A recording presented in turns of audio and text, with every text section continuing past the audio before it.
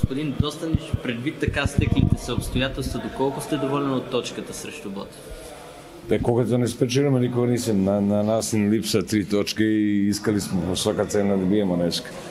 Але ако гледamo реално мача и тој што имали положение, ми сме имали положение, може би те в еден момент сме могли да караме тај втори гол кој би ослободио хора, али за мене Ботев е еден силен одбор, има добре фудбалисти. Беше днеска силен мач, тој имаше свое положение, ние имаме свое положение. Просто мислам да су мои хора всичко давали днеска на мачу, даваше и повише од себе си и това е еден пut кој искамо да виждаме. След мача Арда, сега това е лице кој искамо да виждаме наши футболисти, дава и всичко себе и да помага на одбора да се спаси. Да оцелява. Поведохте в резултата на какво давате обаче този бърз изравнителен гол, който получи?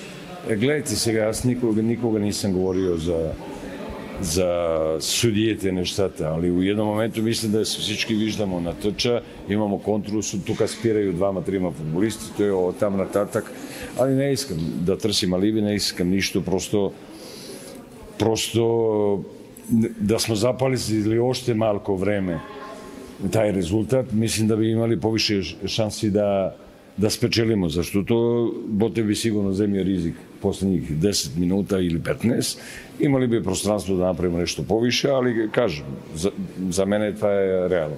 Сам казахте за важните мачове, които предстоят след разделянето на шампионата. Готов ли е Локомотив София психически и физически точно за тези ключови мачове? Психически мислим да, зашто показали сме днес. След тешка загуба која сме имали, на кој први јас казав, това ме е срам, футболисти днеска показаше да имају карактер, мъчеше, не говорише ништо, сега даваше одговор на терена и това е нешто најхубаво кој се случило днес.